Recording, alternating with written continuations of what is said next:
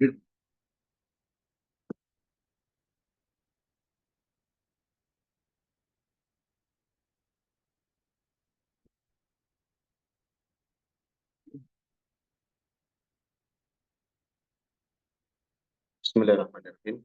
Assalamualaikum warahmatullahi wabarakatuh. Alhamdulillahirabbil alamin. Wassalatu wassalamu ala nabiyyina Muhammadin khatamil anbiya'i wal mursalin wa ala alihi wa ashabihi wa man tabi'ahum bi ihsanin ila yaumiddin. Amma ba'du. Ayyuhal ikhwah, azanillahu wa iyyakum.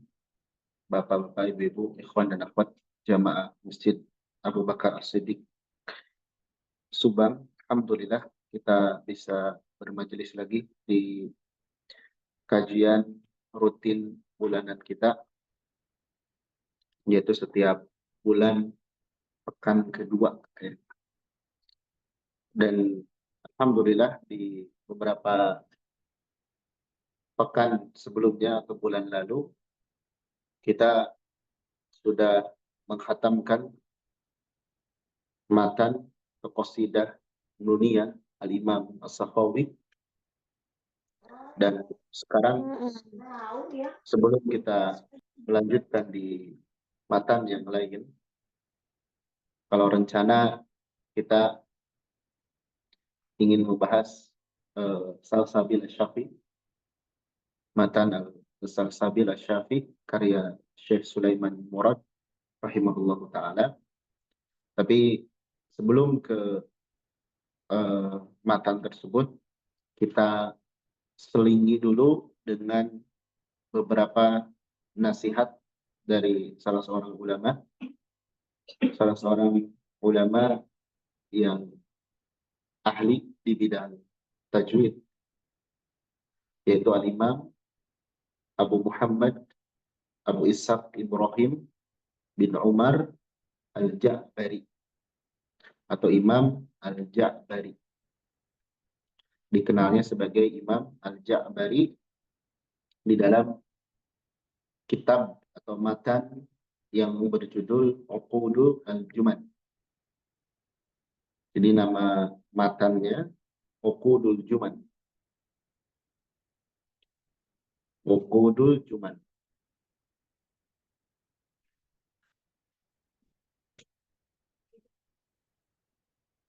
Uqudul Juman fi Tajwidil Quran.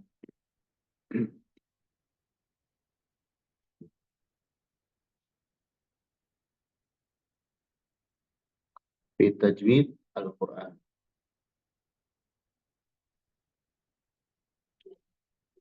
Ke atas sudah nyambung? Sudah. Baik. Uqudul Juman fi Tajwid Al-Quran. Uqudul Juman secara artinya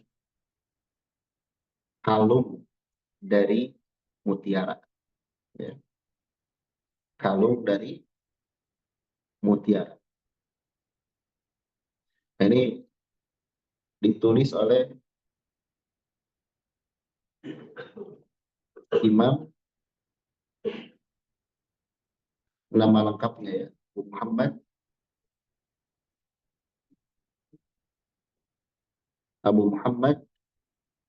Abu Ishaq Ibrahim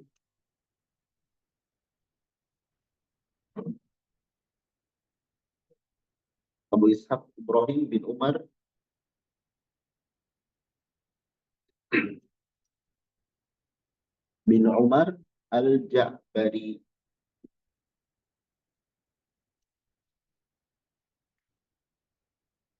Al-Ja'bari. Ini sambil nunggu kitabnya datang ya. Kita kenalan dulu dengan kitab yang akan kita bahas.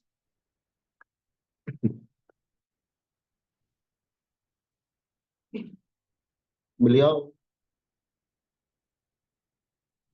orang Syria. Beliau dilahirkan tahun 640 Hijriah dan wafat tahun 732 Hijriah. Tulisannya terlalu kecil nggak? Cukup ya? Baik. Jadi beliau dilahirkan di tahun 640 dan wafat 732 Hijriah.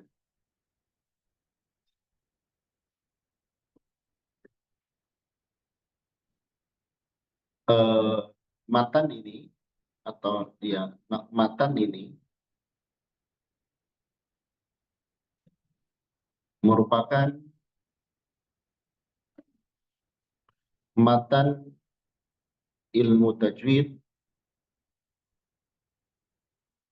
yang paling panjang.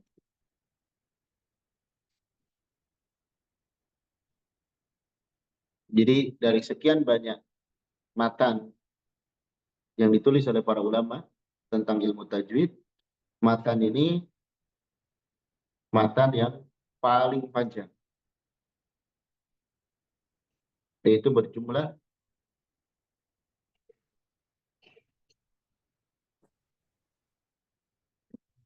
826 bait. Ya. Kalau kemarin kita bahas As-Sakhawi berapa bait? 60 50 ya 64 ya. Al-Jazari 107. Ini 826 ya. Udah nyampe alfiah, udah nyampe hampir mau 1000.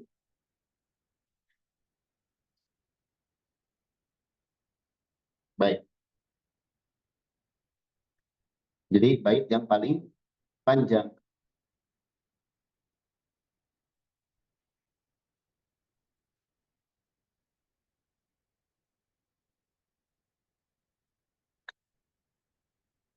Kita oh iya, kitabnya sudah datang. Silakan di hanya tadi terbatas ya. Ikhwan 35 katanya akhwat 25. Nanti apa namanya insya Allah di ini kurang lebih kita selesaikan di 2 majelis. Jadi dari panitia kalau tidak cukup di sesi sekarang, nanti mudah-mudahan di sesi berikutnya bagi jamaah yang belum mendapatkan kitabnya ini bisa menyusul ya, insya Allah.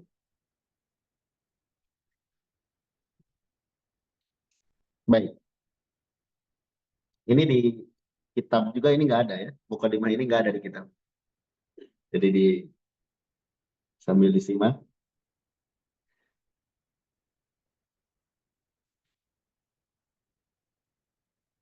Guru beliau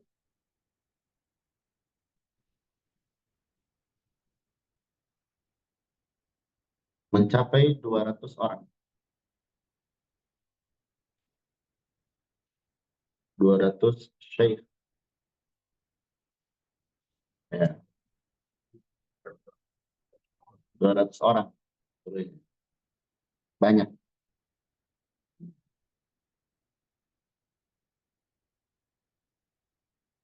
Kemudian di antara murid beliau yang masyhur,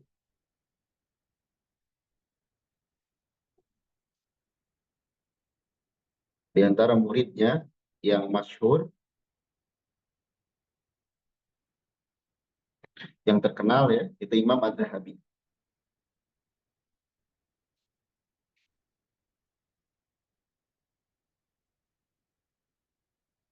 Imam Az-Zahabi rahimahullah, beliau tidak diragukan lagi ya keilmuannya.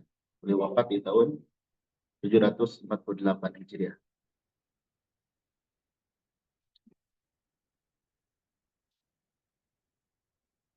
di antara murid beliau yang masyhur.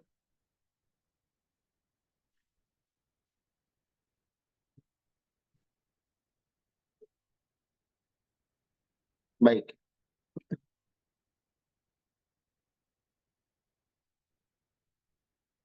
Kemudian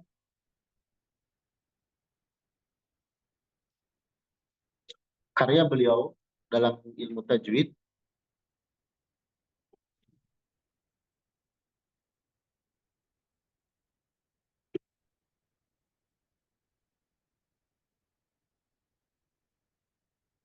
karya beliau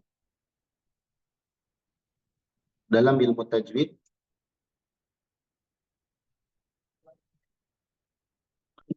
menurut sebagian ini mencapai 47 kitab, ya.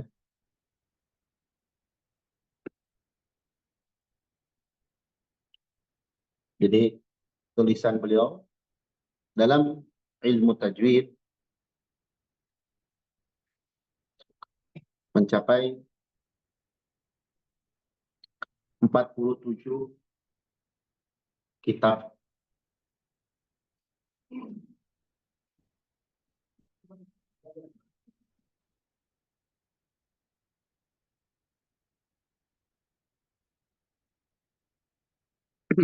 Ya,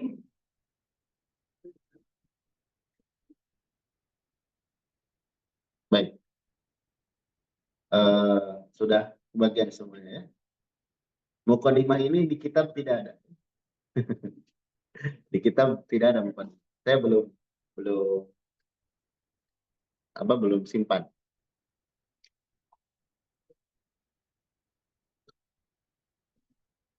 Karena kemarin kadarullah persiapannya agak mendadak, ya. Saya baru dapat kabar hari Kamis atau Rabu. Jadi ini mukadimah ini belum saya simpan di bukunya. Kita lanjutkan mengenal beliau. Namanya sudah, lahir dan wafat sudah,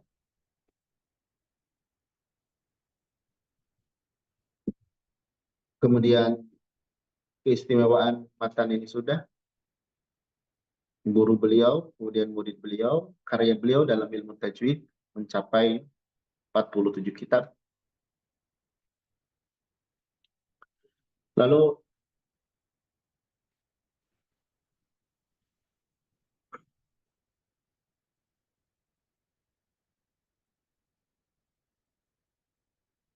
isi kandungan matan ini, isi kandungan matan ini, matan Uqudul Juman,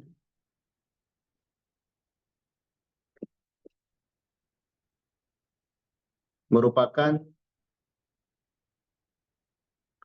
gabungan dari 4 kitab ulama sebelumnya,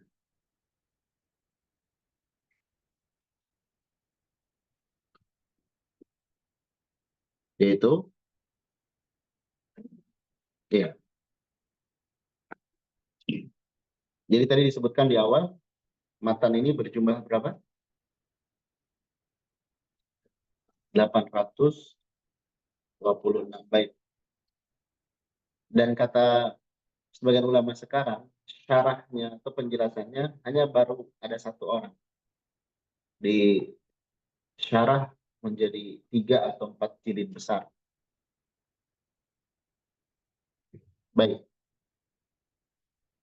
Isi kandungan matan Uqudul Juman merupakan gabungan dari 4 kitab ulama sebelum, artinya sebelum beliau, yaitu yang pertama dari kitab Ar-Ri'ayah, kitab Ar-Ri'ayah karya Imam Maki.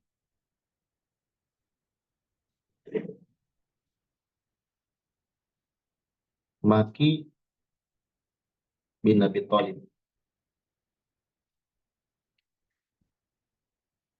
yang wafat tahun 437 Hijriah.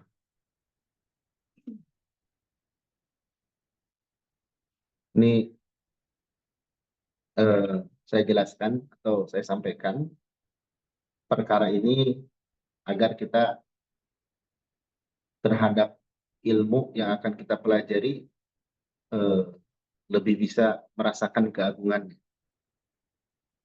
Ini para ulama menulis kitab ini betul-betul dengan penuh perjuangan.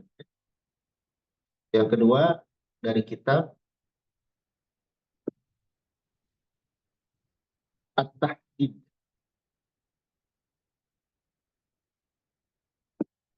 At-Tahdid. Karya Imam Abu Amr Ad-Dani. Ini ulama besar semua dalam ilmu tajwid. Yang wafat tahun 444 Hijriah.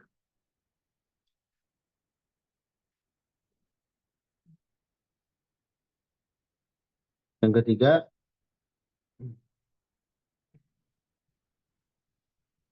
dari kitab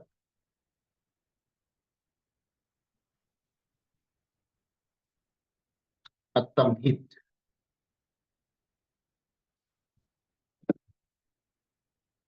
At-Tamhid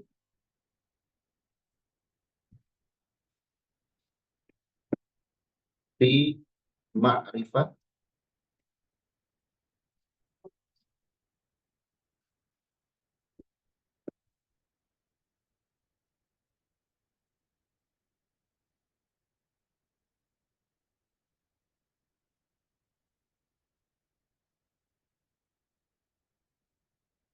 fi Ma'rifat At-Tajwid.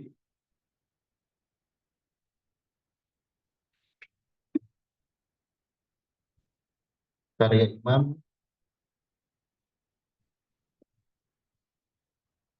Abul Ala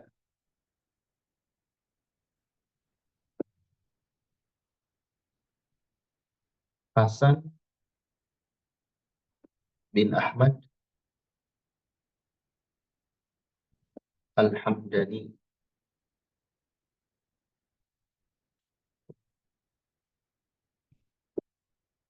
Wafat tahun 569 Hijriah.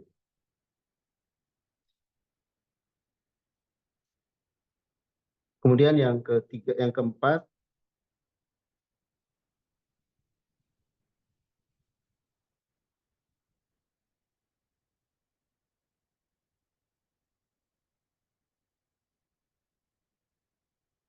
yaitu kitab At-Tanbih.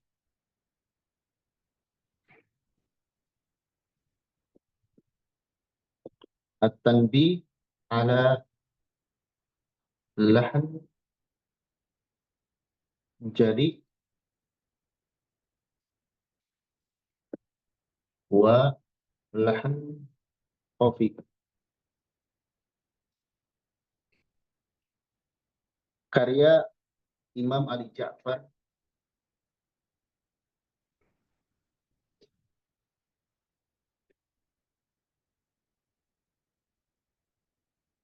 As-Sa'idi.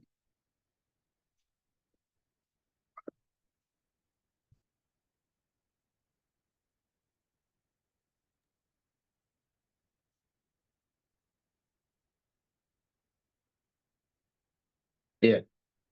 Nah, ini 4 referensi yang beliau gabungkan menjadi kitab ini.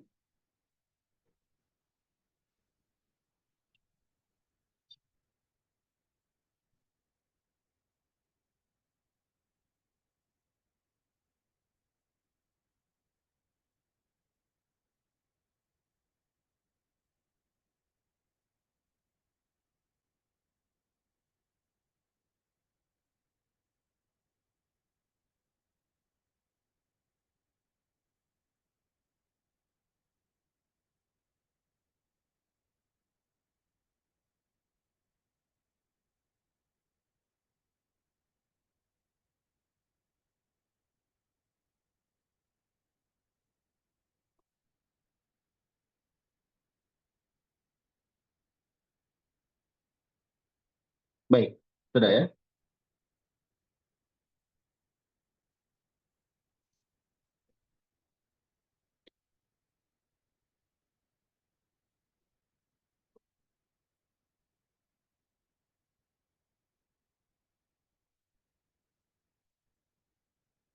Kita sudah tahu isi kandungannya diambil dari mana saja, dan kalau ini sudah diketahui,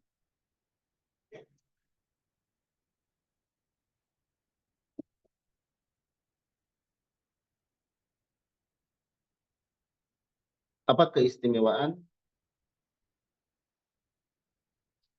di antara keistimewaan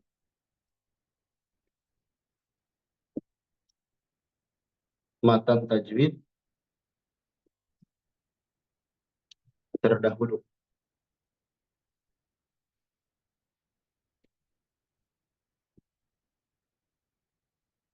Ini yang paling nampak ya, dari kitab tajwid para ulama yang terdahulu. Di antara yang paling nampak adalah dijelaskan pembahasan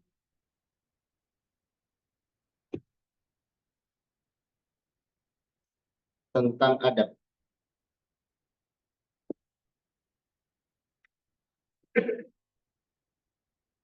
Tentang adab sebelum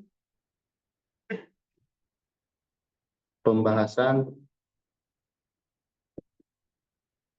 tentang hukum tajwid.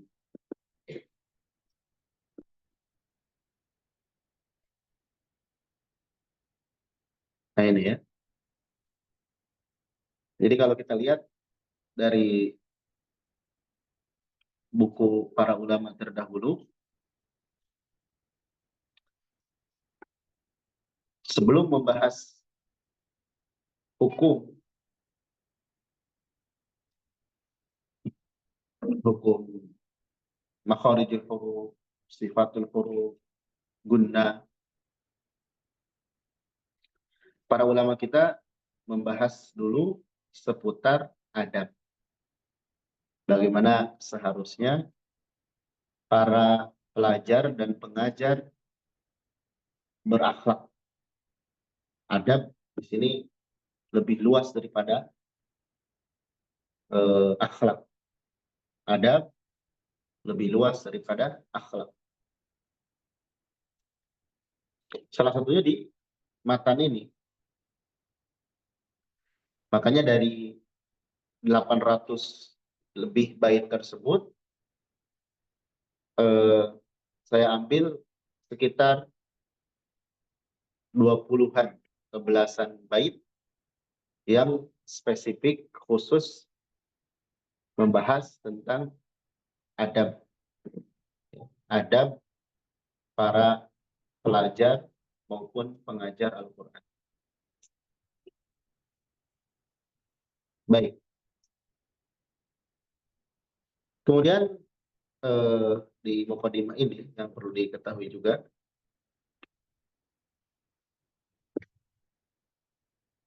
yaitu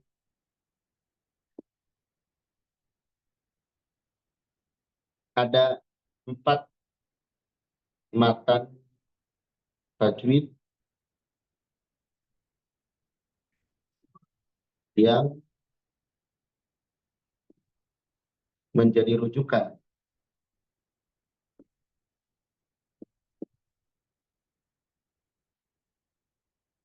4 matan tajwid yang menjadi rujukan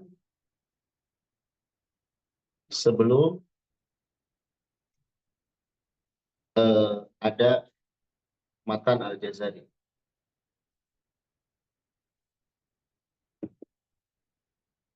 Jadi ada 4 matan tajwid yang menjadi rujukan sebelum ada matan Al-Jazari. Yang pertama, ini sudah kita bahas, alhamdulillah. Qasidah Pokoni.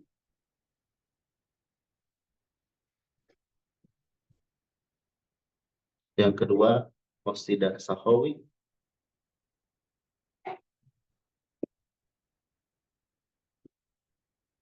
Yang ketiga,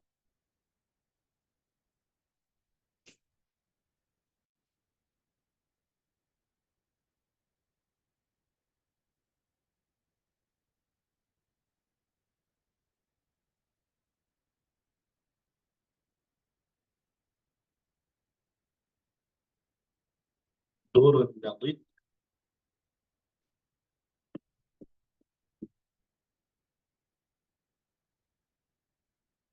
fi Ma'rifat Tajwid.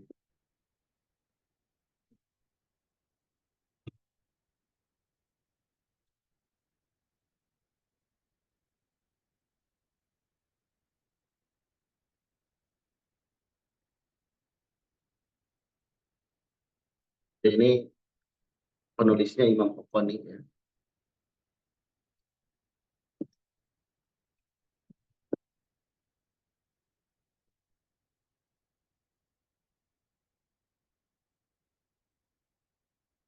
Ini Imam Sakhawi.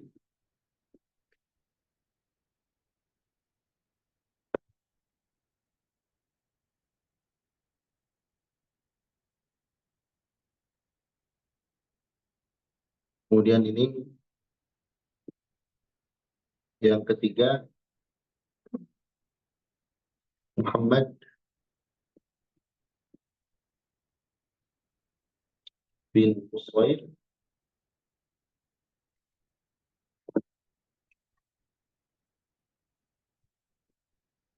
Al-Mardini.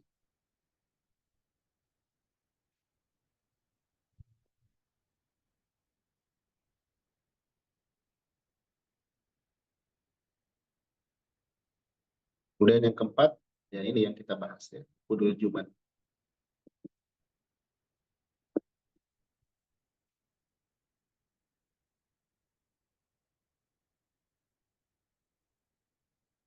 Hudul Juman, Bitajid Al-Quran, Imam Al-Ja'bari.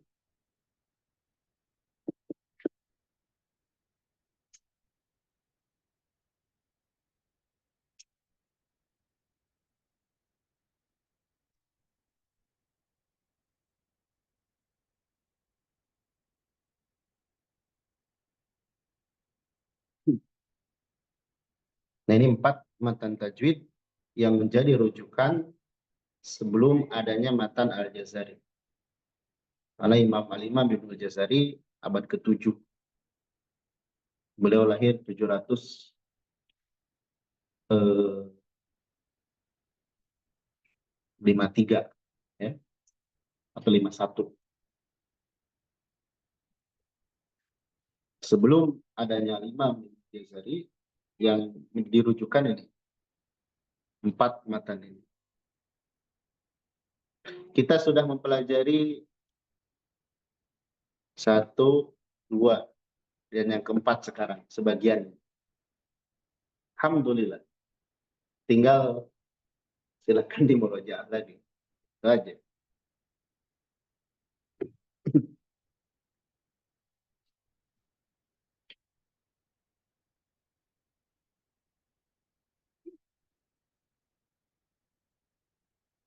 Baik, sudah?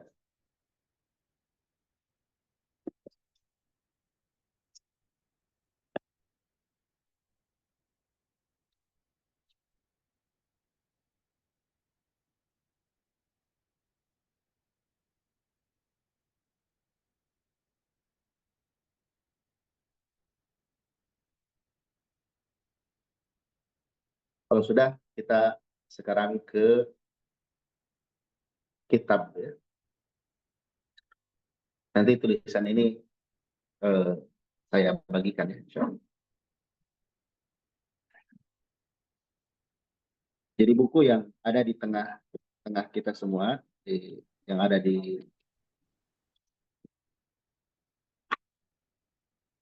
yang sudah dibagikan ya, itu bagian dari matan Nukudul Juman ini.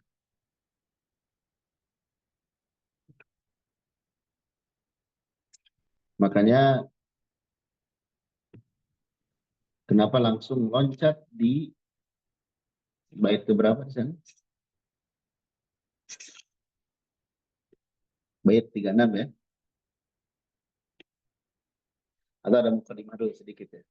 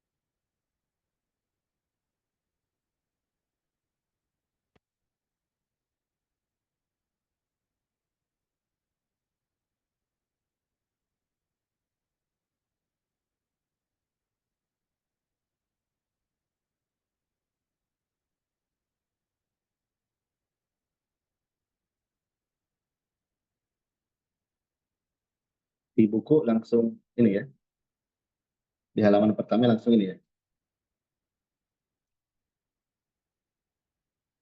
Baik,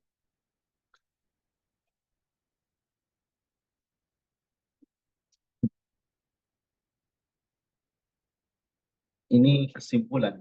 Ada 20 poin. Ini kesimpulan dari buku ini. Jadi kalau kita memahami 20 poin ini, ya udah selesai buku ini. Ya. Jadi isinya 20 poin ini.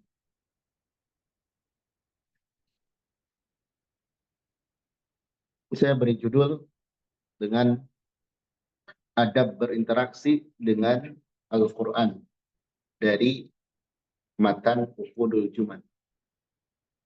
Nah, ini disalin dari Manzumah Uqudul Juman karya Imam Al-Ja'bari. Wafat tahun 732 Hijriah dan kitab Ar-Ri'ayah karya Imam Maki bin Abi Thalib. Wafat tahun 437 Hijriah rahimahullah. Di poin A, beliau atau saya berikan judul tentang beberapa keutamaan berinteraksi dengan Allah. Ketika disebutkan berinteraksi, ini maknanya luas ya. Berinteraksi itu mencakup banyak hal. Membaca,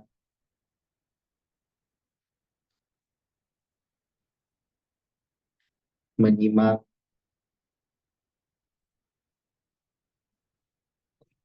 kemudian memahami, kemudian menadaburi, kemudian mengamalkan.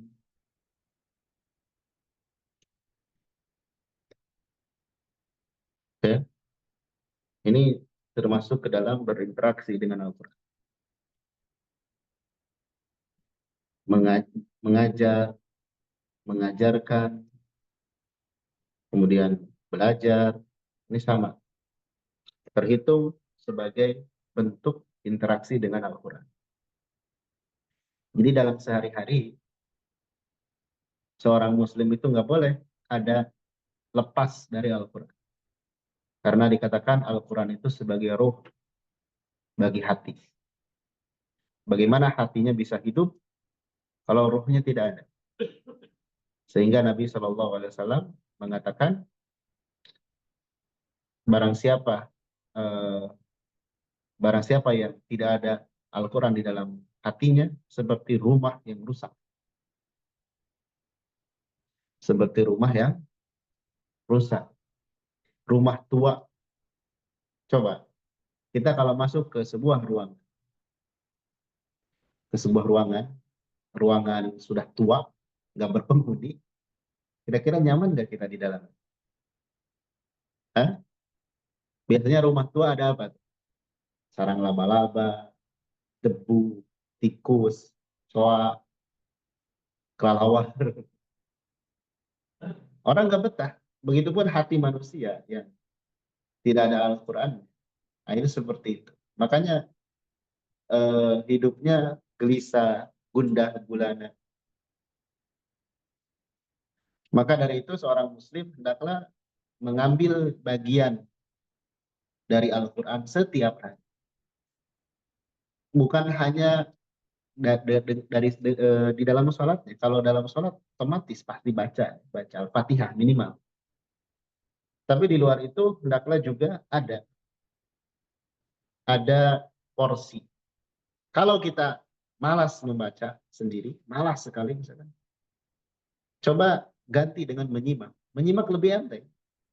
Bisa kita setel, murotal di perjalanan atau sebelum tidur, ya, atau lagi masak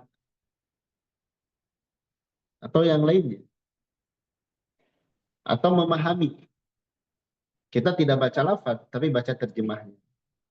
Kemudian menadaburi, merenungkan, atau mengajarkan, atau belajar. Nah ini dalam sehari-hari kita bisa divariasikan, diragamkan. Kalau bisa seluruhnya, wah ini afdal sekali. Ada waktu kita membaca sendiri. Bahkan misal ada waktu kita menghafal. Membaca di sini termasuk ke dalamnya baca dengan melihat atau dengan hafalan.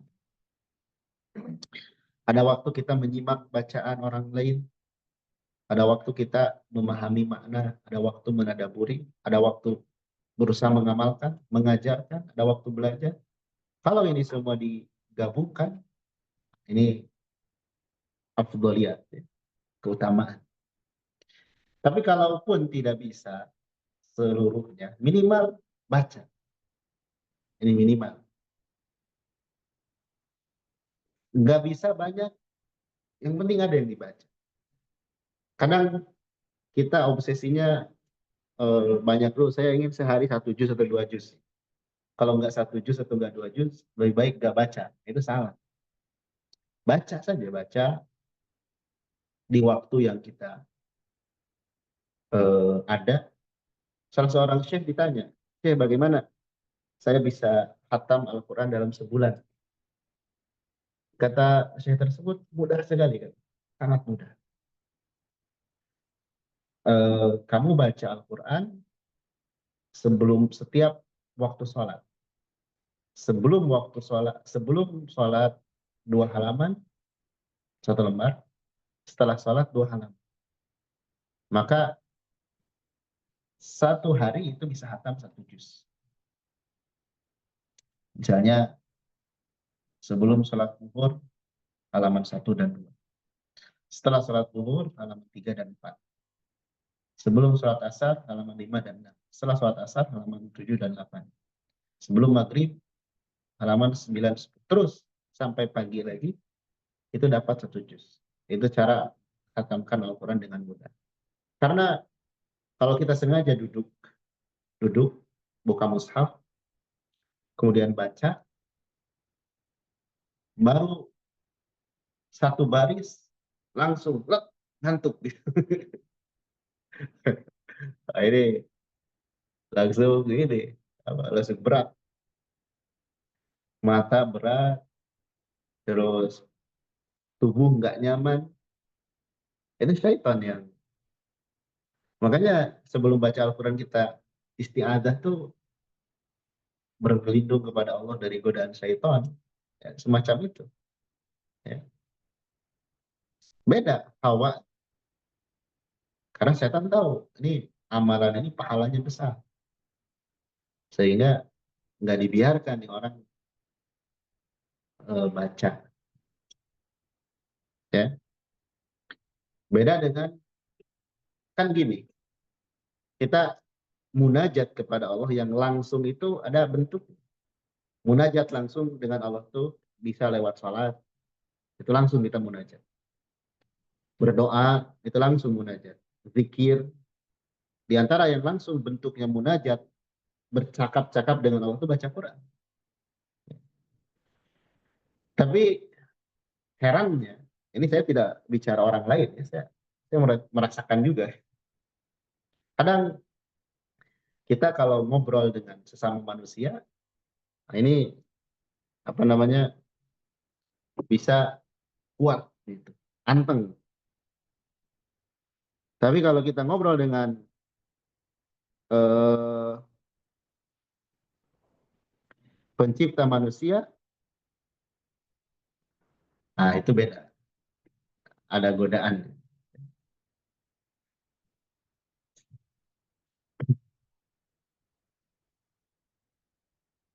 Baik, apa keutamaan berinteraksi dengan Al-Quran agar kita semangat?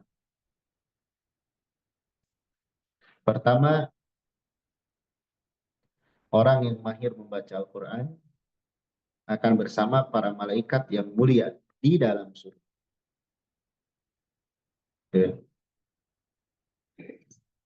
Kalau di dunia ada orang yang berkata seperti ini, kalau kamu melakukan ini, nanti jadi tamunya presiden bersama para menteri.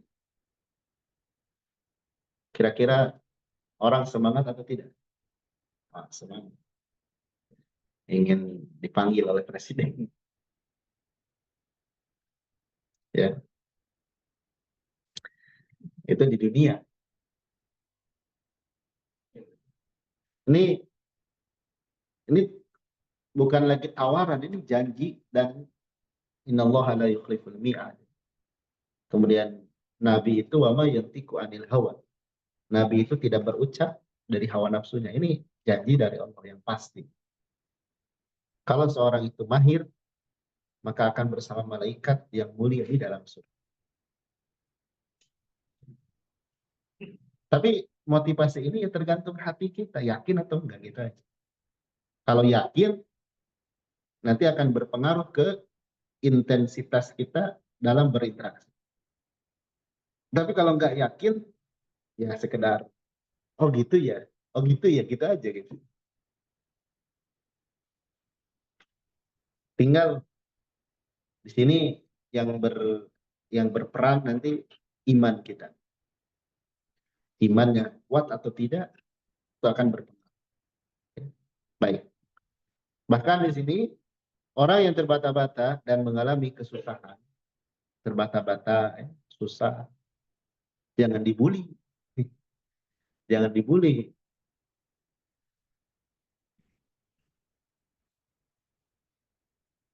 Tapi dimotivasi.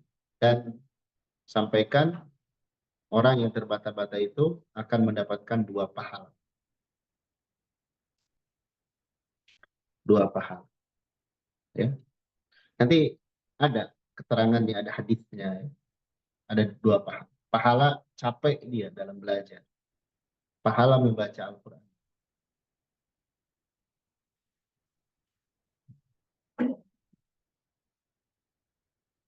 Baik.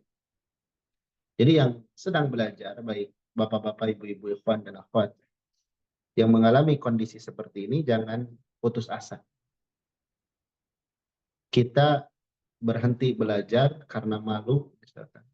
Karena kita menganggap diri kita ini terbata-bata, nah itu kalah gitu, sudah kalah. Kemudian mendapatkan kedudukan yang tinggi di surga. Nanti di surga itu ada apa namanya, tingkatan, jabatan. Di antara sebab yang bisa menjadikan seseorang itu mendapat jabatan tertinggi di surga, salah satunya melalui apa? Kalau di dunia kan kalau pengen jabatan tertinggi gimana? Ya tergantung modal, tergantung modal. Kalau di dunia, kalau ingin jabatan tertinggi tergantung modal. Kalau di surga, amalan. Kata Allah Subhanahu wa taala, "Walikulling darajatun mimma amilu. Setiap derajat di surga itu tergantung apa yang dilakukan. Dan di antara sekian banyak amalan yang bisa menempatkan kita di surga, ya ini dengan Al-Quran. Orang berbondong-bondong ingin dapat jabatan di dunia, tapi kadang terkait jabatan di akhirat seolah eh, tidak peduli, seolah tidak peduli. Dulu para sahabat, kalau nanya kepada Nabi Shallallahu Alaihi Wasallam, pertanyaannya berbobot sekali. Para sahabat bertanya, wahai Rasulullah, apa ya amalan yang bisa memasukkan saya ke dalam surga dan menyelamatkan dari neraka? Itu pertanyaan yang penuh dengan keimanan. Bukan datang kepada seorang ustadz atau seorang kiai, gimana nih supaya bisnis saya lancar? Kata ustadz, saya bukan pembisnis. Saya hanya bisa mendoakan semoga lancar. Udah. Kalau ke ustadz itu nanya, ini halal atau haram? Kalau kata ustadz haram, jangan nyari yang menghalalkan. Saya akan cari ustadz yang lain. Ini nggak benar. Itu dia bukan nyari kebenaran, tapi nyari pembenaran. Itu nggak baik dalam agama. Baik. Kemudian yang keempat, setiap huruf Al-Quran yang dibaca, ini setiap hurufnya, satu hurufnya. Setiap huruf Al-Quran yang dibaca akan diberi pahala 10 kebaikan. Ini panen pahala. Kita baca Alhamdulillahi Rabbil Alamin. Berapa huruf kita baca?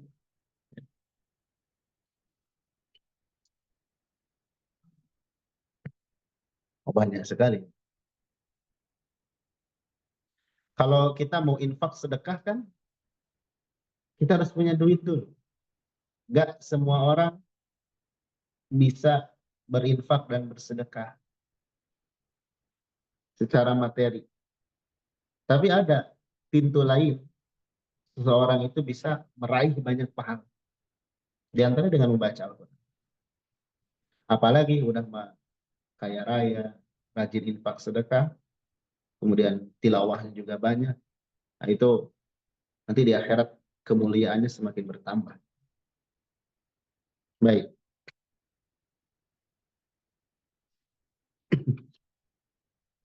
Kemudian termasuk keluarga Allah di muka bumi. Nah ini kita dianggap keluarga cendana aja udah, ini keluarga cendana nih. Langsung ada rasa tertentu dalam diri kita.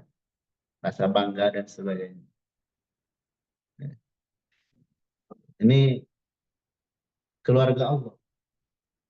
Lalu kalau dikatakan, bukankah Allah itu esa, tidak terbilang, tidak beranak dan tidak diperanakan? Maksud keluarga Allah itu bagaimana? Maksud keluarga Allah itu orang yang Allah spesialkan. Orang yang Allah spesialkan.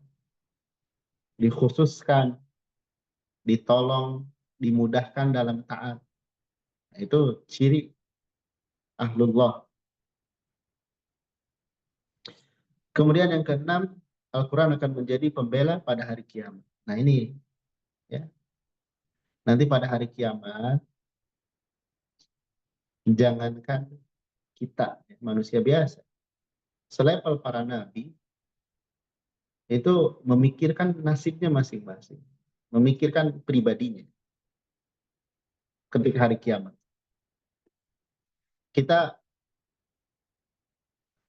sesayang apapun sama anak, istri, keluarga, kakak, adik, ibu, bapak, teman, nggak akan ada yang peduli sama kita. Satu pun nggak akan. Nggak akan ada. Yang ada apa? Ya firul mar'u min akhi. Ya firul. Lari, kabur. Kenapa? Saling menuntut nanti di akhir. Ya. Nggak ada yang peduli. Sementara kita semua butuh bantuan untuk membela kita di persidangan Allah Subhanahu wa taala. Di dunia saja orang yang menghadapi kasus tertentu masuk di pengadilan mesti dia bawa pengacara. Baik supaya hukumannya adil, ringan, atau yang salah jadi benar, yang benar jadi salah. Tapi di akhirat nggak kayak gitu. Kita masing-masing. Dan semua orang butuh mencari pembelaan. Sehingga ada sebagian yang Allah izinkan untuk membela. Di antaranya Nabi Muhammad SAW. Itu pun dengan syarat orang yang dibela tersebut Allah ridhoi. Kalau Allah nggak ridhoi nggak bisa. Dan di antara yang akan membela pada hari kiamat itu Al-Quran. Disebutkan Al-Quran itu nanti seperti awan datang. Atau seperti sekelompok burung. Atau menjelma menjadi manusia lalu bersaksi, ya Allah dulu saya membuat orang ini begadang, membuat orang ini kelaparan karena saum. Sekarang selamatkan dia. Nah itu akan datang. Ya. Tapi kalau orang tidak pernah begadang dengan Al-Quran, gimana nanti Al-Quran membela? Minimal ya, minimal cara melatihnya. Cara melatihnya setahun sekali deh pas itikaf. Minimal ada setahun sekali atau setahun 5 kali berarti ya setiap ganjil. Ayo coba begadang bersama Al-Quran. Ya. Kalau begadang untuk hal yang lain kan sering ya. Begadang untuk hal yang lain sering kita. Tapi begadang bersama Al-Quran, kayaknya itu perlu diprogramkan. Perlu diprogram. Kalau kita sendirian di rumah, malas, gitu. Ngantuk, banyak godaan. Ini di masjid. Biasanya kalau di masjid banyak orang, minimal kita terbawa semangat. Dan itu nggak termasuk ria. Seorang syekh pernah ditanya. Ya syekh katanya, saya kalau sholat sendiri di rumah, suka nggak semangat. Tapi kalau sholat berjamaah, suka nambah semangat. Apakah itu tidak mengapa? Tidak mengapa. Itu bagian dari kebaikan. Kita berkumpul dengan orang-orang baik, kita pun terbawa semangat. Ya. Baik, jadi nanti butuh pembelaan.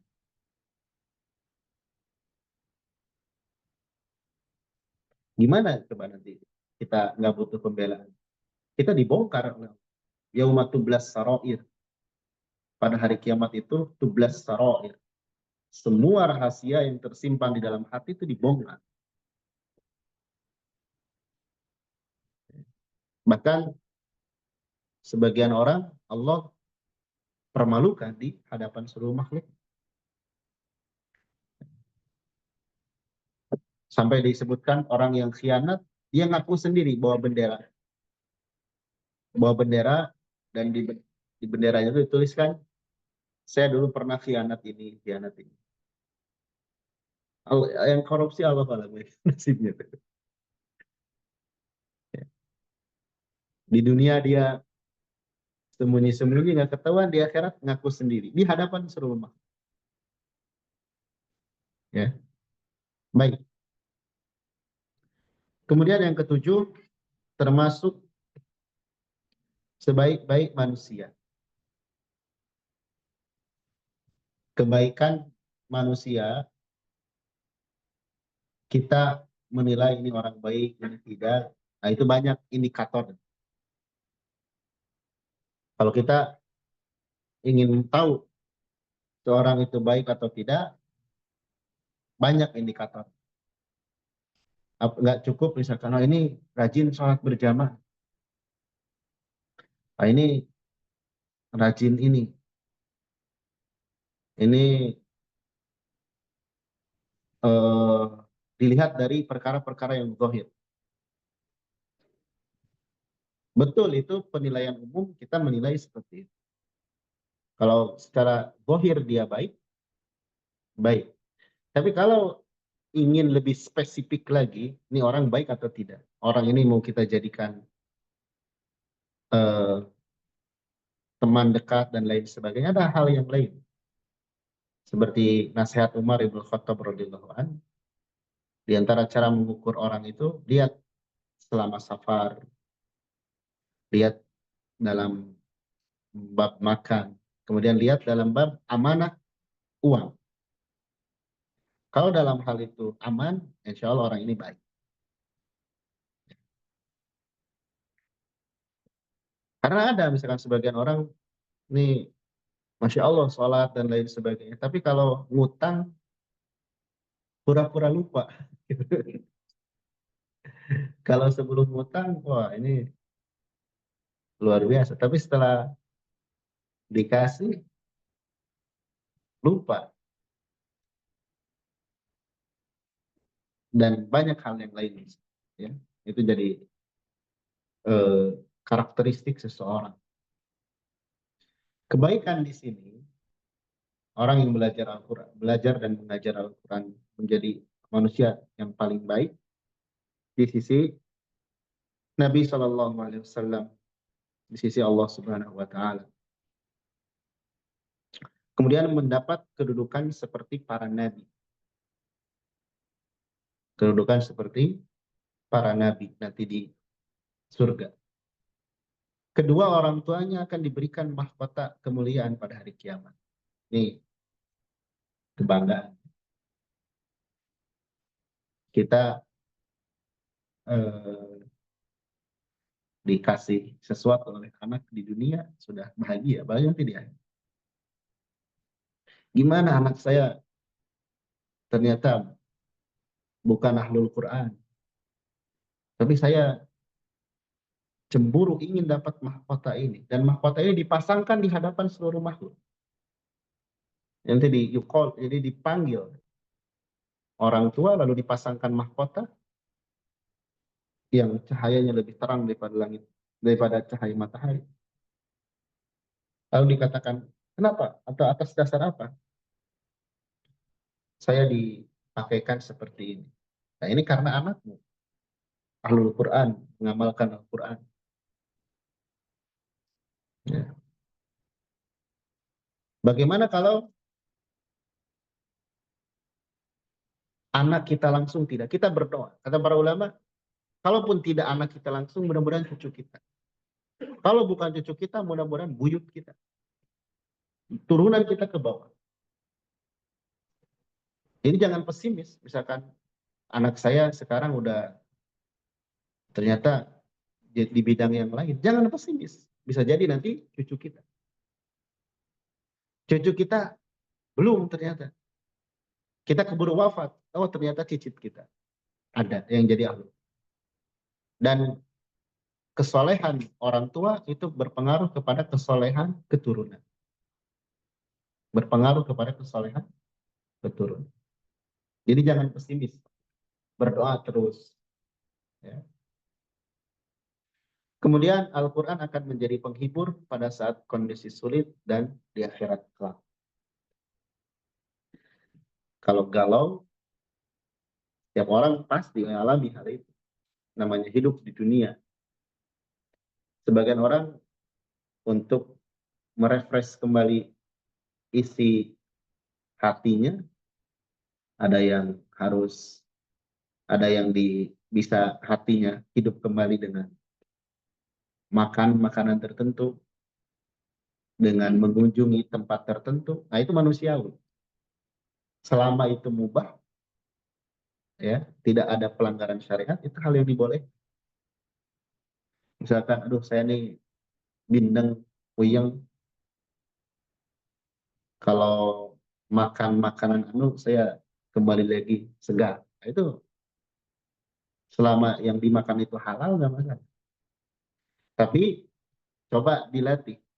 Kalau kita lagi galau, stres, coba baca Al-Quran.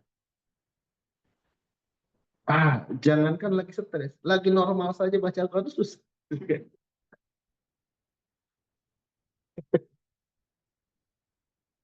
Apalagi lagi galau. Nah, ini belum merasakan, belum membuktikan. Coba buktikan, ya. Bisa jadi tidak seketika itu langsung beban pikiran kita hilang, tidak. Tapi bisa jadi ada solusi-solusi yang lain yang Allah berikan tanpa kita sadari. Itu dalam hidup. Nah, ini diantara keutamaan berinteraksi dengan Allah. Masih banyak. Sampai para ulama membuat khusus kitab Fadail, Fadailul Quran. Banyak keutamaan-keutamaan. Tapi paling tidak nih keutamaan-keutamaan yang sifatnya ukhrawi nanti akan diperolehnya di akhirat. Ini jadi penyemangat kita.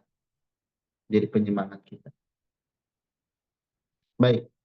Lalu di poin yang B, beberapa adab ketika berinteraksi dengan Al-Quran. Jadi ada syaratnya, ada adabnya.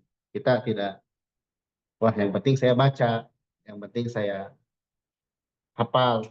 Tidak. Pertama, harus ada motivasi. Harus mengikhlaskan niat karena bukan yang lainnya. Ya, misalnya, wah ini lagi banyak orang nih, saya baca Quran nih. Kalau lagi sendiri, aduh, nanti nggak semangat nih kalau nggak ada orang. Jadi dia baca cuman sekedar ingin dilihat orang. Ini nggak boleh. Ya. Atau kalau orang tersebut misalkan bacaannya bagus atau hafalannya bagus, ya ingin dipuji orang, ini lebih bahaya lagi. Nanti di akhirat yang diseret pertama kali ke neraka itu ya dia. Jadi bukan, ternyata yang pertama kali diseret itu bukan garong kelas kakap gitu. Ternyata ahlul Quran. Kok bisa?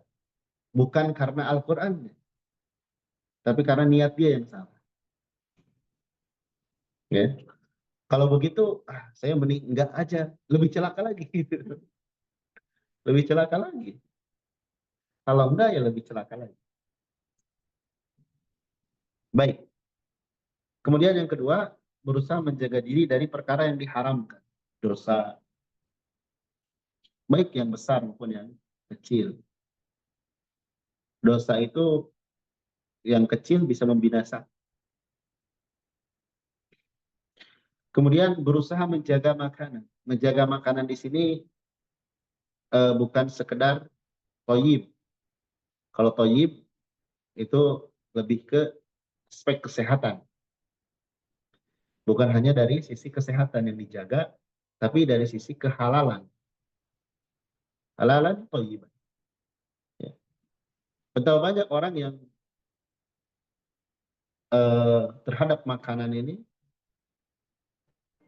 yang diperhatikan toyibnya saja, halal dan itu tidak. Apalagi di zaman sekarang dengan beraneka ragam jenis sudah tidak terhingga makanannya. Kenapa berusaha menjaga makanan? Karena satu suap yang haram yang masuk ke perut kita itu membahayakan diri kita. Satu suap, walaupun satu suap, apalagi lebih dari. Baik, kemudian hendaklah memperbaiki hati. Nah ini sumber penilaian Allah kepada manusia itu hati. Jadi yang Allah nilai seseorang itu hatinya. Seperti contoh ya, ketika Allah Subhanahu Wa Taala mengutus Nabi Muhammad SAW diangkat menjadi Rasul, itu kan Allah yang berwenang mengangkat seorang rasul, nabi. Ternyata sahabat yang menemani beliau itu bukan orang sembarangan. Dalam hadis disebutkan Allah pilih dari sekian banyak manusia untuk menemani Nabi. Dan yang jadi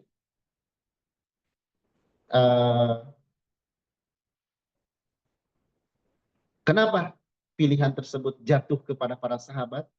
Kenapa mereka yang menemani Nabi? Ternyata hati mereka yang baik.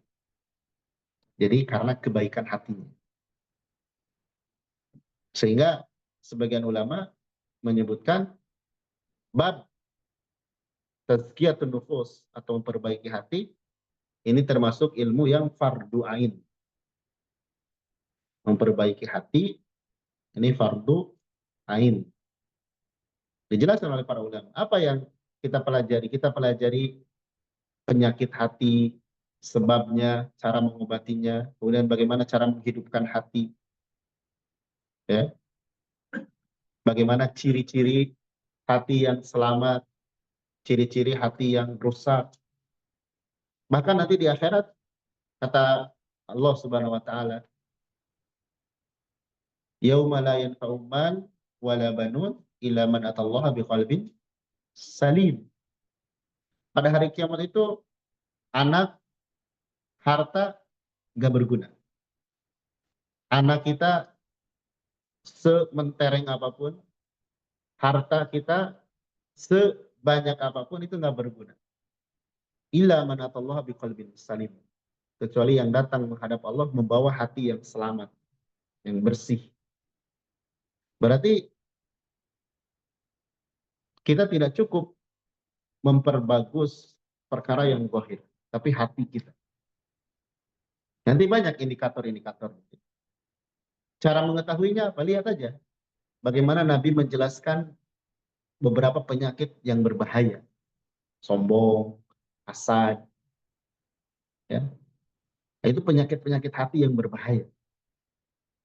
Sampai ada yang Nabi berikan kabar gembira. Para sahabat lagi berkumpul. Tunggu nih, sebentar lagi akan datang calon ahli surga. Nah, para sahabat penasaran. Datanglah seseorang yang basah dengan air wudhu. Nggak ada yang istimewa dari orang itu.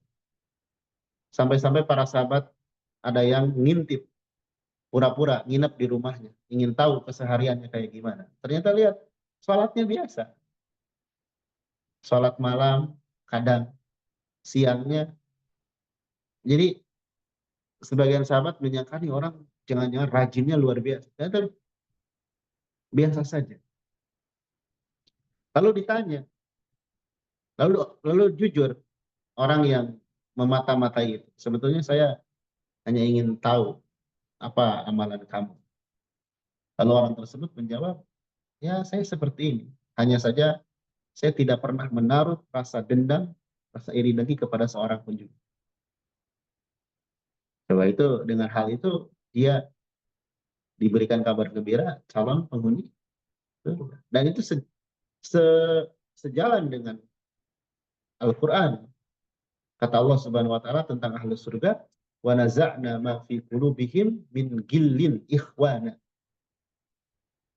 Penduduk surga itu dicabut, hilang dalam dirinya gil sehingga mereka bisa bersaudara. Gil itu benci, iri, dengki, dendam, sombong, emosi dan sebagainya, itu gil namanya. Ahlu surga tuh nggak ada yang seperti itu. Jadi kalau kita pede, saya sudah sholat, saya sudah berbuat baik dan sebagainya. Tapi dalam hati itu sering kesal sama orang, sering sebel, sering ketahuilah di surga nggak ada orang kayak gitu, nggak ada orang itu. Surga itu untuk orang yang hatinya sudah tercabut sifat itu. Gimana caranya? Sekarang di dunia kita latih, kita latih. Baik, nah itu perbaikan hati. Juga memperbaiki hati ini termasuk sekian dari misi diutusnya para nabi. Nabi Muhammad itu diutus wa yu'allimuhumul kitab wa yuzakkihim, untuk mentazkiyah, membersihkan hati dengan Al-Qur'an itu.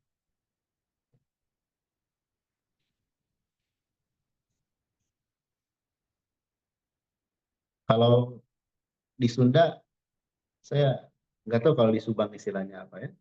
Kalau di tempat saya tuh ada orang yang nggak baik hatinya itu disebut sulit hati katanya.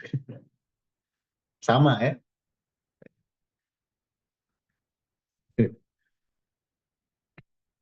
Sulit hati.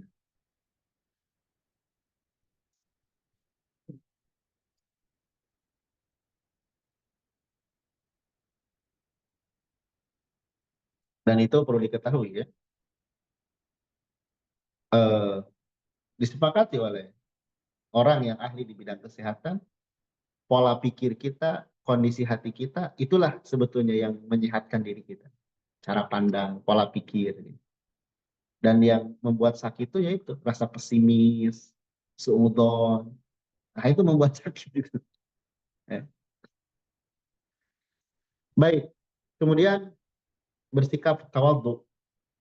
Tawadhu itu kita tidak merasa lebih dari orang lain. Jadi kata sebagian salaf, di antaranya Hasan al-Basri, rahimahullah, di antara ciri tawadhu itu, kalau kita keluar rumah, lihat orang lain, kita tidak menganggap kita lebih baik daripada dia. Kita tidak menganggap lebih baik daripada dia. Tawadhu. Dan disebutkan oleh pepatah, di antara manusia yang paling banyak temannya itu orang yang tawadhu. Semakin orang itu tawadhu, semakin banyak kawannya. Semakin banyak orang yang mau duduk dengannya. Kemudian yang keenam, memaafkan kesalahan orang lain. Ini ciri orang yang bertakwa juga. Wal afina 'anil nas. Menjadi pemaaf.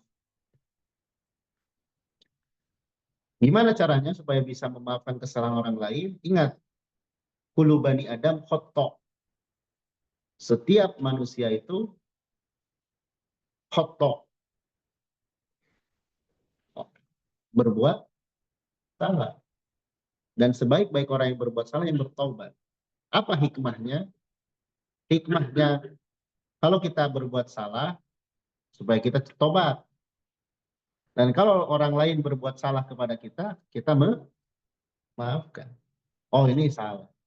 Tapi terlepas dari itu, ketika orang lain salah, kita maafkan.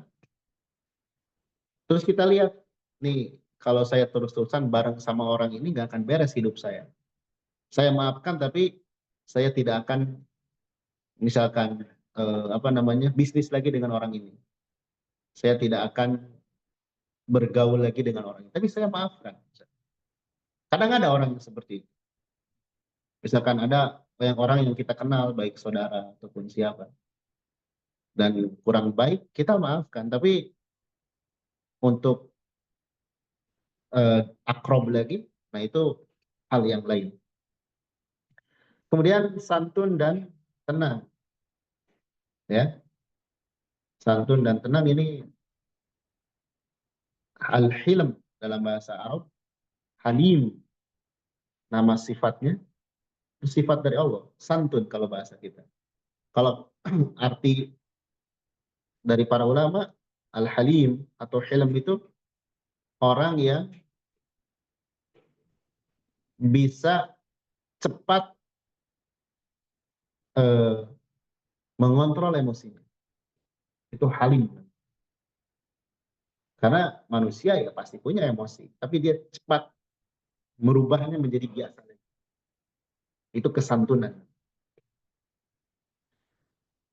Misalkan ketika marah dan sebagainya, dia pindah tempat, wudhu, setelah itu biasa lagi.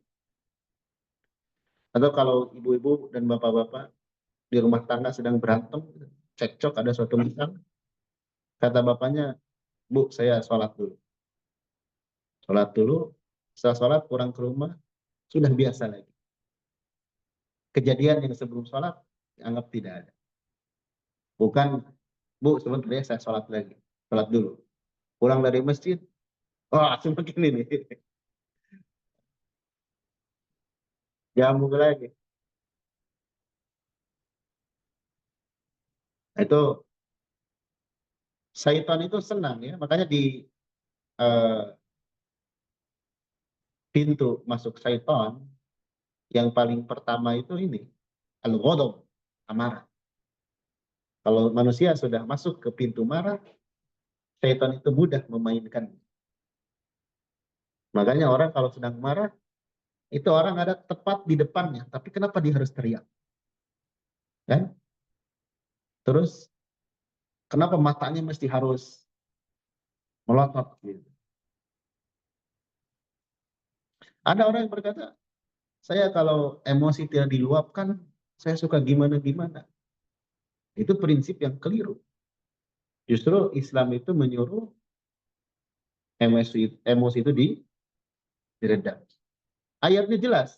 Wal kadhimina ghaidh. Ya.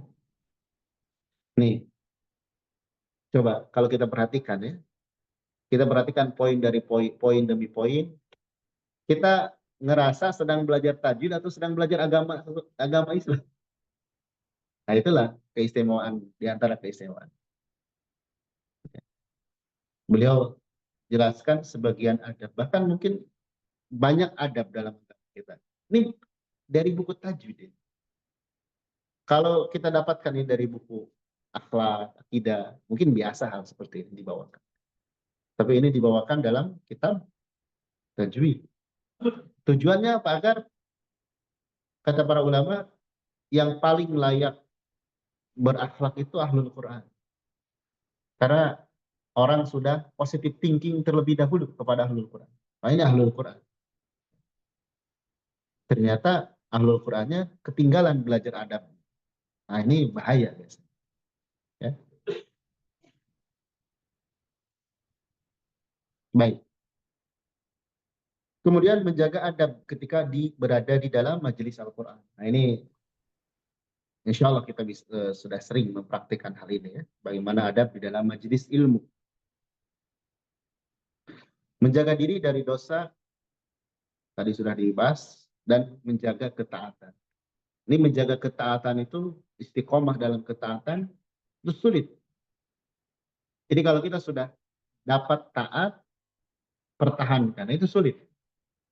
Mempertahankan ketaatan itu sulit. Kemudian berhati-hati dan menjauhi perkara syubhat. Syubhat, racun pemikiran, yang benar dibiaskan, yang salah pun dibiaskan. Nah, itu syubhat namanya. Tapi syubhat akan terkikis dengan ilmu. Kalau kita punya ilmu, nggak akan masuk syubhat itu. Tapi kalau kita awam, syubhat itu masuk dan nggak akan keluar sampai hari kiamat. Kalau syubhat sudah masuk di kepala kita, sampai kita mati nggak akan keluar. Kecuali dengan hidayah dari Allah.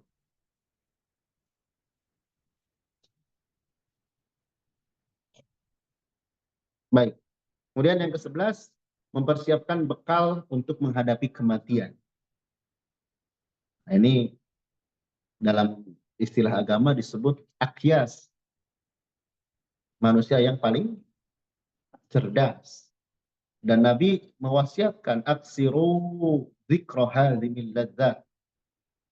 Sering-seringlah mengingat hancur kelezatan, yaitu kematian. Bersiap bekal untuk menghadapi kematian, yakni setelah kematian. Kalau kematian itu proses yang nggak lama. Jadi disebutkan dalam hadis yang panjang riwayat Imam At-Tirmidzi, prosesi seorang itu wafat.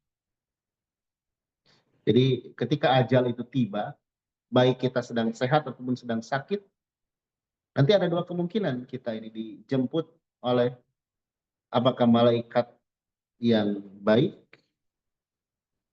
Nanti kalau malaikat yang baik itu rapi, serba putih, rapi. Itu datang di sekeliling kita. Wangi, ya, sampai roh kita dipersilahkan untuk keluar. Kemudian kita diangkat ke langit. Penduduk langit sudah kenal dengan kita.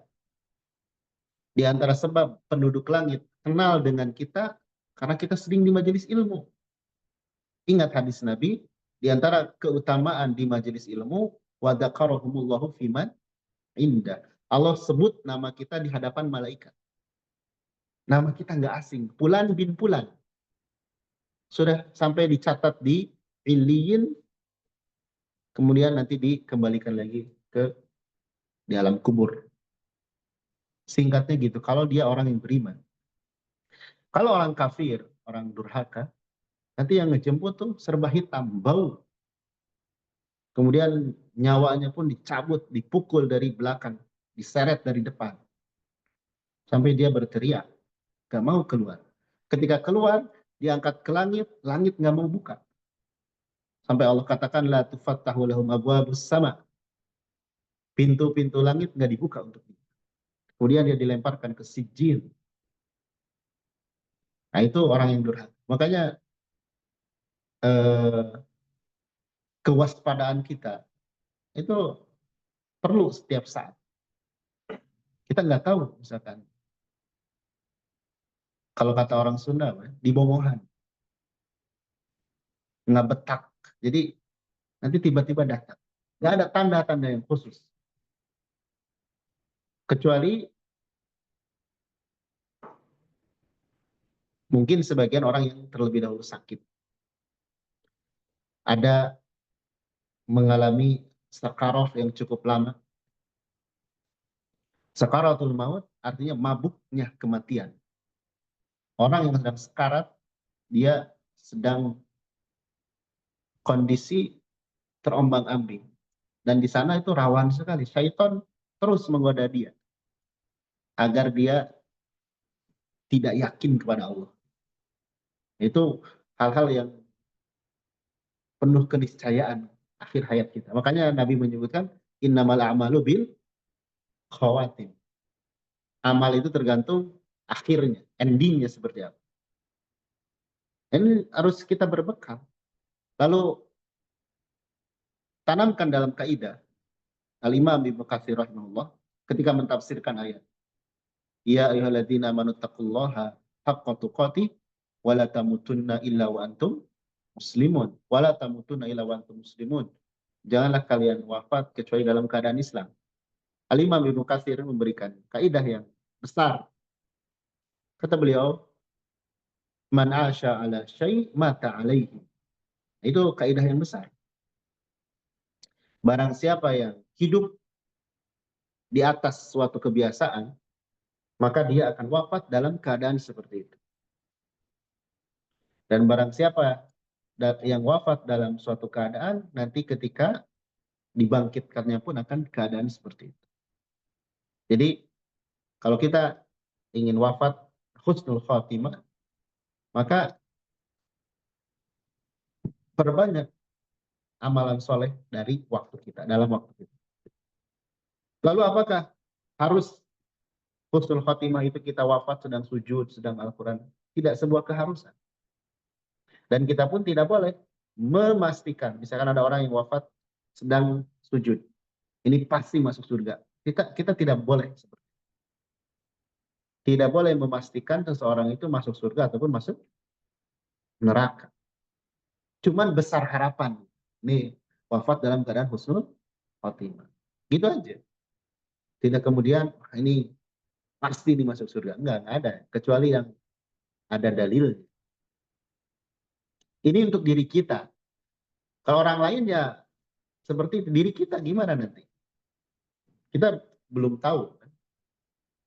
Dan kata para ulama, hati-hati dengan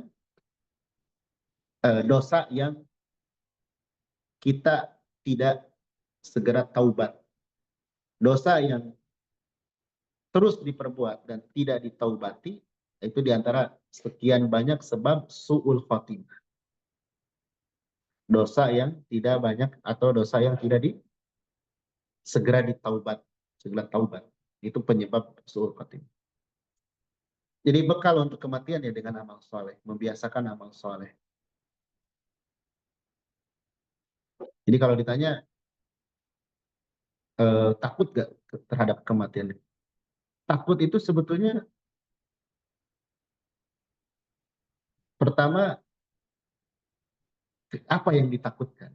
Kalau yang ditakutkan itu amalan kita yang belum terlalu banyak ya berubah.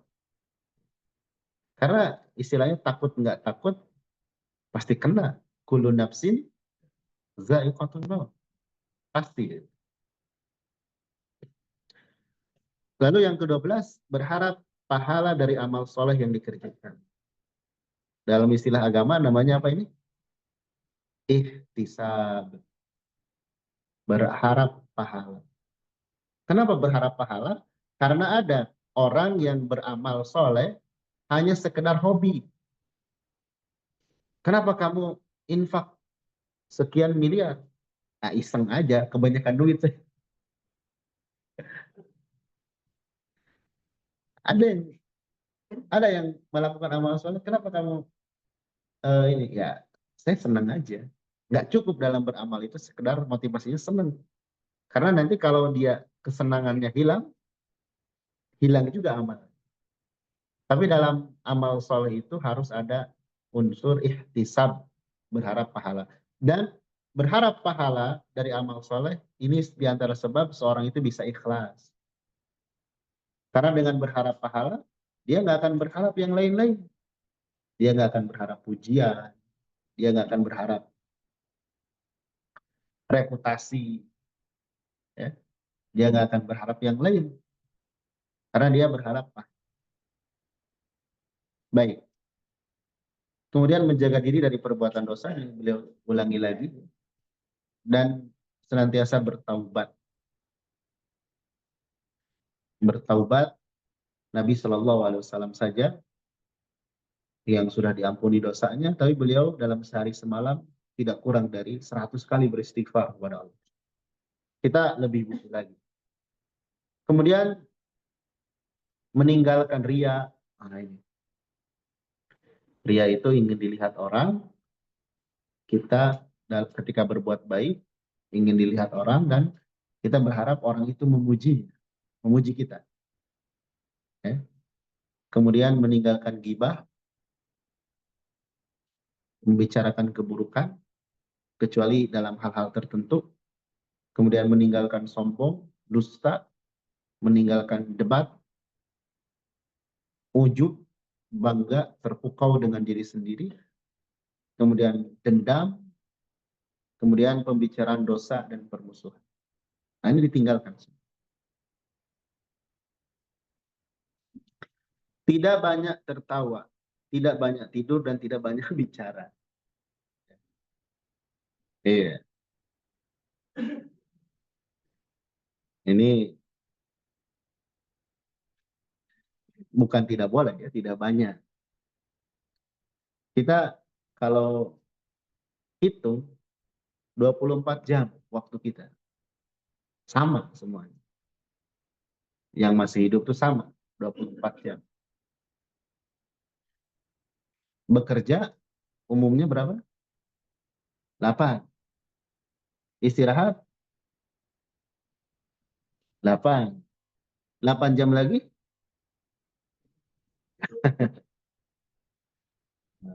Ada dua kemungkinan nih. Dipakai yang lembur atau dipakai tidur gitu. Atau dipakai yang lain. Maksudnya ada sebagian orang yang me, apa namanya mengkampanyekan keseimbangan hidup antara dunia dan akhirat. Kalau kita jujur dengan konsep itu, benar jujur dengan keseimbangan dalam hidup dunia akhirat, harusnya harusnya ya 8 jam ini kerja, istirahat, 8 jam sisanya apa? Ibadah. Kan 24 bagi 3, 8 kan? Kalau kita jujur dengan konsep ini, harus seimbang dunia dan akhirat. Nyatanya kita tetap gak bisa.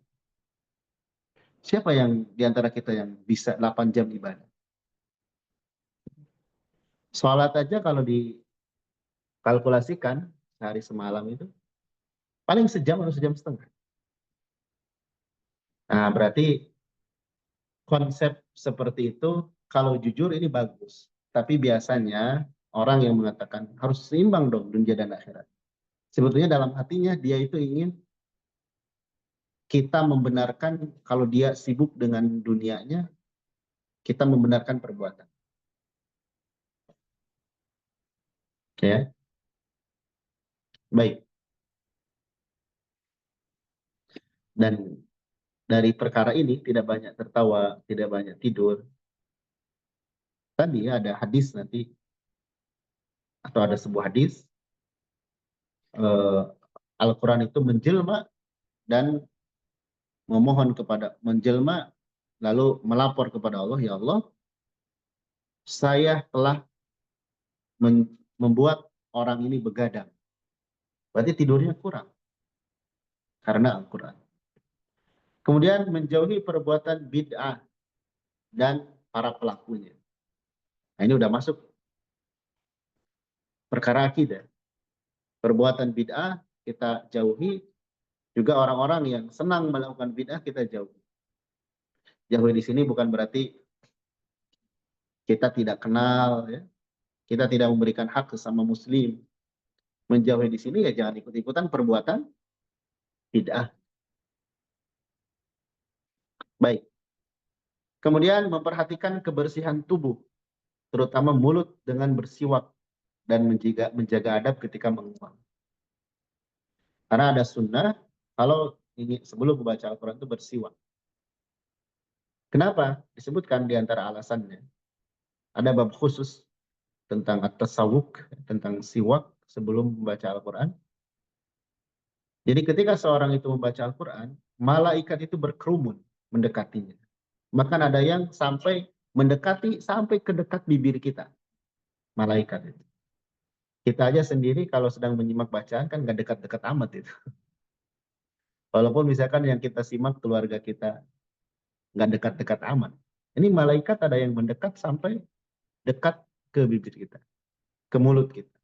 Dan konsepnya malaikat itu merasa tidak nyaman dengan sesuatu yang manusia pun nggak merasa nyaman. Ya, malaikat terganggu dengan sesuatu yang mengganggu manusia. Maka ini siwak disunnahkan sebelum membaca Al-Quran. Juga kalau laki-laki memakai wangian itu dianjurkan. Sebagian salaf dulu kalau ingin membaca Al-Quran itu berdandan seperti ingin menghadap raja. Seperti ingin menghadap raja. Tapi di sini bukan berarti baca Al-Quran tidak boleh sambil baca Al-Quran leluasa. Kita sambil tiduran boleh dengan kondisi-kondisi tertentu. Pada kondisi tertentu itu eh, bukan berarti ini sebuah keharusan, kewajiban. Dalam kondisi tertentu itu tidak mengapa. Baik.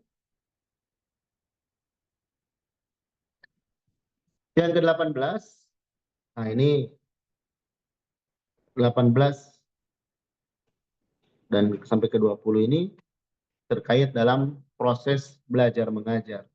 Seorang guru, ini yang ke-18 terkhusus oleh seorang guru, hendaklah berlemah lembut kepada murid, tidak kasar dan tidak pelit ilmu.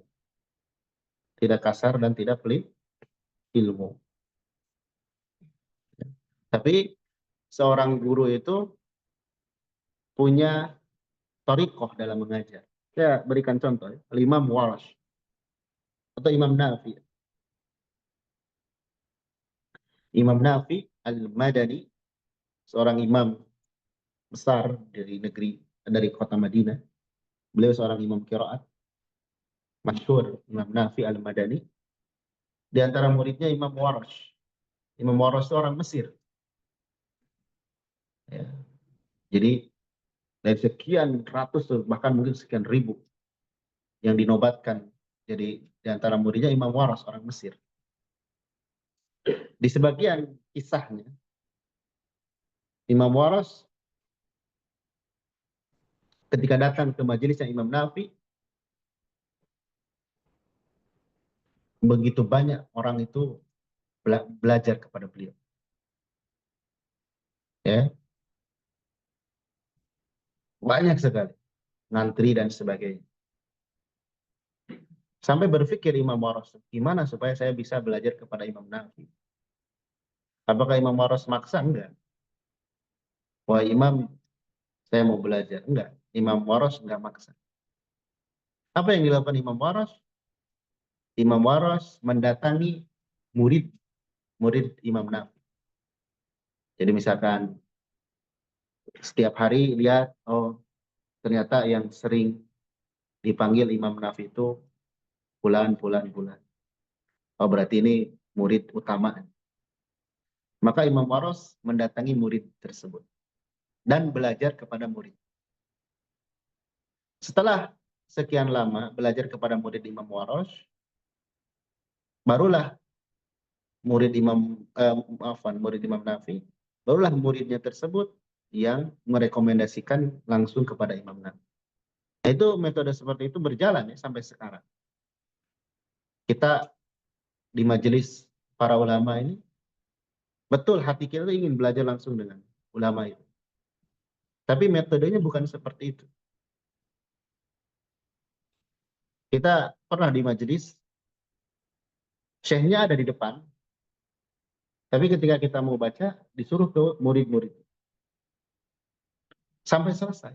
Setelah itu yang selesai baru ke syekh.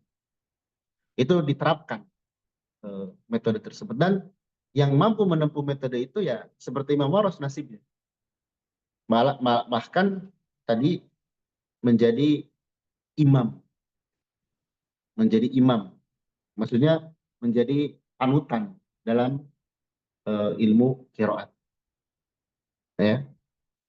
Nah itu metode seorang guru. Kemudian Imam Nafi atau Imam Waras. Beliau ketika mengajar itu yusahil. Memberikan kemudahan kepada murid. Tapi kalau ada muridnya yang berkata, saya ingin belajar. Beliau yusyadid. Keras. Keras, ketat. Bedakan ya. Kasar dan tegas itu beda. Beliau tegas. Jadi kalau ke masyarakat secara umum beliau itu mudah. Mentalkin, mudah. Tapi kalau ada orang yang datang, uridu qira'atak, aku ingin bacaan sepertimu, yusyadid.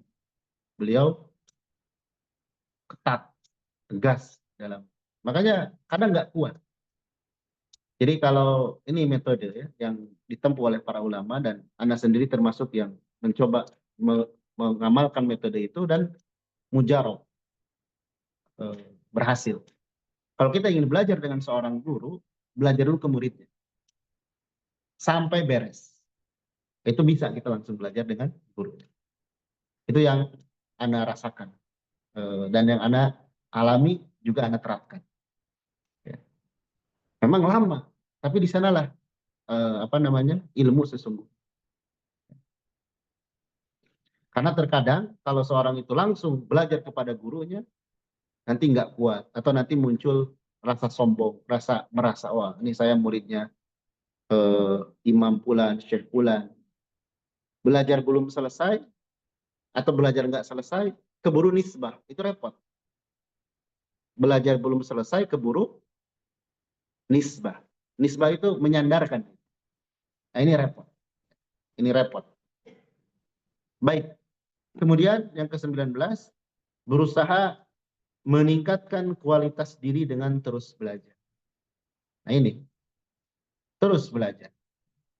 Selama ada orang yang mau mengajari. Selama ada orang yang mau mengajari kita. Dan kalau kita lihat ya, pengajaran Al-Quran di zaman dahulu, kalau kita baca beberapa sejarahnya, mungkin sejarah itu di zaman sekarang kayaknya. Nggak tahu kalau di luar negeri. Kalau di Indonesia kayaknya nggak akan ada yang terjadi. Saya berikan contoh. Imam Waros tuh punya murid. Imam Waros ketika sudah beliau jadi imam, beliau tinggal di Mesir, itu ada orang yang datang dari Irak, kalau tidak salah. Dari Irak datang ke Imam Waros untuk belajar. Dan itu tidak nang-nang. Beliau belajar 80 kali khatam. 80 kali khatam. Berarti serius atau main-main? Kalau jangankan 80 kali khatam, seorang murid itu kuat satu kali khatam itu sudah luar biasa. Ini 80 kali khatam. Di belakang itu ada yang lebih menakjubkan lagi. Murid tersebut menghadiahkan uang 1.000 dinar setiap kali khatam. 1.000 dinar itu 4M. Jadi kalau sekali khatam ngasih hadiah 4M. Sekali khatam ngasih hadiah 4M. Makanya tadi saya sebutkan, kejadian tersebut mungkin sekarang nggak akan terjadi. Orang mikir-mikir kalau punya duit segitu, ya, nampaknya nggak akan dipakai untuk itu. Kita ini melihat dulu pengorbanan para ulama. Bukan berarti kita harus seperti itu, enggak. Hanya dulu tuh sampai segitunya pengorbanan. Kemudian eh, Al-Imam Syekh Abu Zaid yang menulis risalah akidah Al-Qarawani itu menitipkan anaknya kepada seseorang, ajarkan anak saya ngaji. Setiap beres satu hizb atau 2 hizb, setengah juz, itu diberikan hadiah guru. Gurunya, kenapa saya diberikan duit? Saya nggak ngelakuin apa-apa. Ini saya ingin memuliakan ilmu. Tapi ada juga seperti Imam Hamzah Az-Zayyat. Beliau disebutkan ya, minal mutawarri'in. Saking waroknya, dikasih air minum oleh muridnya nggak diterima. Sekedar dikasih apa? Air minum. Beliau menjawab, saya nggak mau pahala saya di akhirat hilang. Ya di sisi lain ada murid yang betul-betul tadi kepada gurunya itu luar biasa. Ada yang tadi guru yang warok sekali. Sampai beliau tidak mau menerima hadiah walaupun berbentuk air minum. Tapi yang benar dari pembahasan ini, kata para ulama, seorang guru itu boleh. Dengan catatan tidak mempersyaratkan. Seorang guru itu boleh dengan catatan tidak bersyaratkan. Baik. Dengan terus belajar. Sampai kapan ya? Sampai kita wafat. Kita yang wafat duluan atau guru kita yang wafat duluan? Kita yang wafat duluan atau guru kita yang wafat duluan? Kalau kita wafat duluan ya sudah selesai. Kalau guru kita wafat duluan ya cari guru yang lain yang masih mau mengajari kita.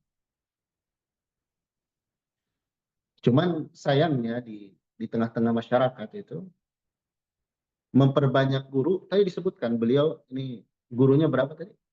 200. Kalau para ulama terdahulu ketika disebutkan gurunya 200 itu rata-rata selesai semuanya. Kalau di tengah-tengah kita kadang gurunya banyak, nggak ada yang satu pun yang selesai. Saya belajar dengan sekian banyak orang. Udah selesai berapa kali? Enggak, sepotong-sepotong. Nah, ini jadinya pun sepotong-sepotong. Jadi terus belajar itu tuntaskan dengan kadar minimal. Baik. Kemudian selektif dalam memilih guru. Nah, nanti ada kriteria seorang guru. apa saja yang menjadikan indikator ini guru kita ambil ilmu.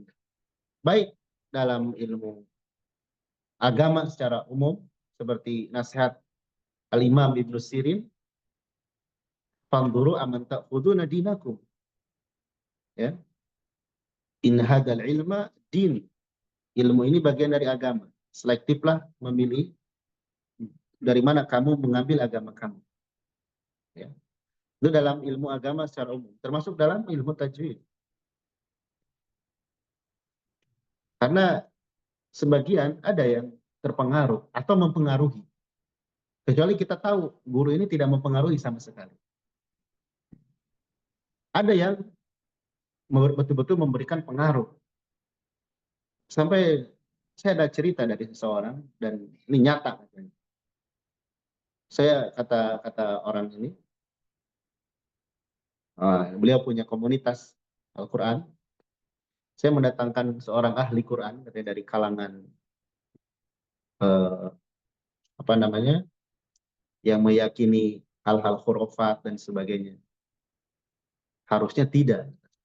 Iya, tapi saya cuma mengambil ilmu Al-Qurannya saja. Ternyata betul, sekian bulan, sekian tahun benar ngajarin tajwid saja. Setelah lama-kelamaan, malam-malam dikumpulkan anak-anak. Lampu dimatikan. Sebentar lagi Nabi akan datang, katanya. Nah, ini sebentar lagi Nabi akan datang. Nah, itu kan hal-hal yang apa namanya menyimpang jelas. Datang dari mana? Nabi Shallallahu Alaihi Wasallam sudah di alam barzakh. Kalaupun datang kita ziarah di makam Nabi, ya menjawab salam, udah itu enggak hadir di majelis-majelis itu. Baik, nah ini apa namanya kesimpulan dari buku yang akan kita bahas. Jadi sebetulnya kalau sudah paham 20 poin ini, nanti kita baca poin demi poinnya itu ya intinya itu aja. Ya. Tapi tidak mengapa, insya Allah di majelis kedua nanti kita akan di pertemuan di bulan depan mungkin insya Allah kita akan baca bait demi bait. Sebagai contoh ya bisa dilihat di bait 36 di halaman berikutnya.